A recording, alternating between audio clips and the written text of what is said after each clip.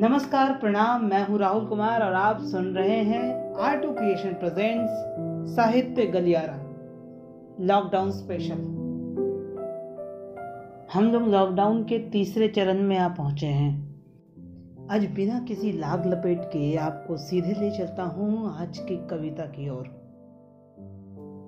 आज की कविता का शीर्षक है इश्क कर लो। इस कविता को लिखा है आलोक कुमार पांडे जी ने। आलोक कुमार पांडे जहानाबाद के रहने वाले हैं।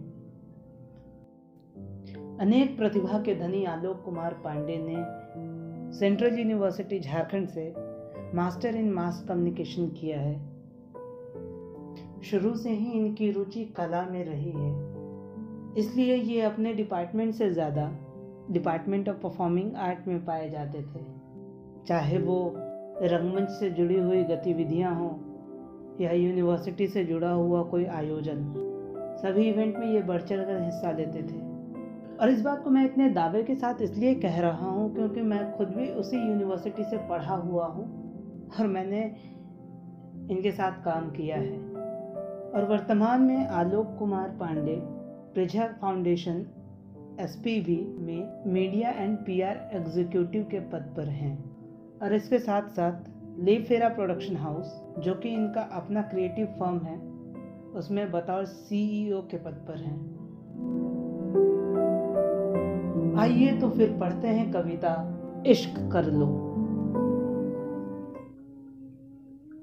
जो कैद में हो तुम तो इश्क कर लो।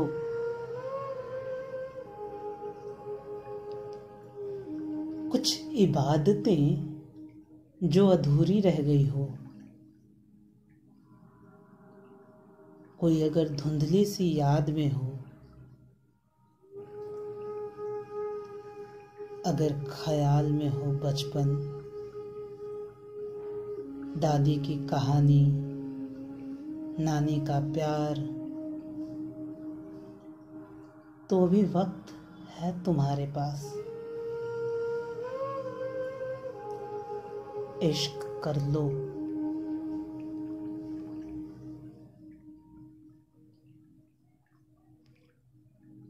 जो भूल गए हो अपनों की आवाज,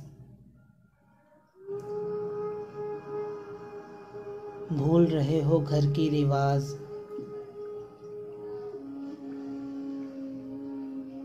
छूट गई हो गांव की दुआर,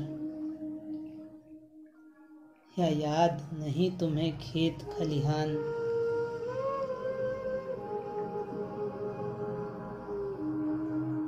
तो याद कर दो। इश्क कर लो।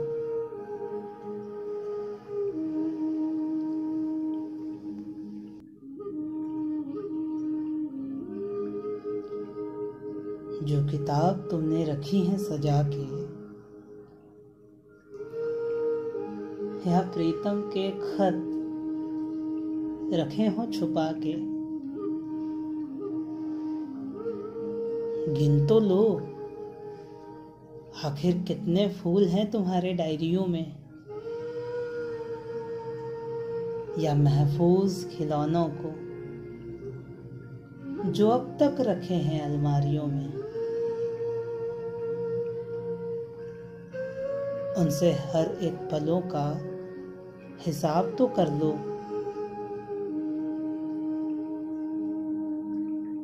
इश्क कर लो। जो जा रहे हो आंगन में, तो फिर खींच लो ना कितकित वाली लकीर, या पुरानी एल्बमों से निकाल लो कोई तस्वीर। उन लम्हों में खुद को कैद कर लो।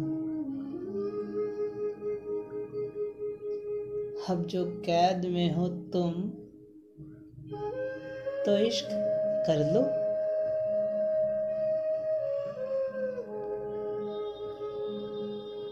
अब जो कैद में हो तुम,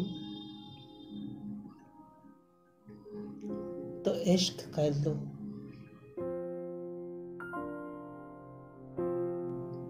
इस कविता को पढ़ने के बाद मेरे मन में भी एक बात आ रही है।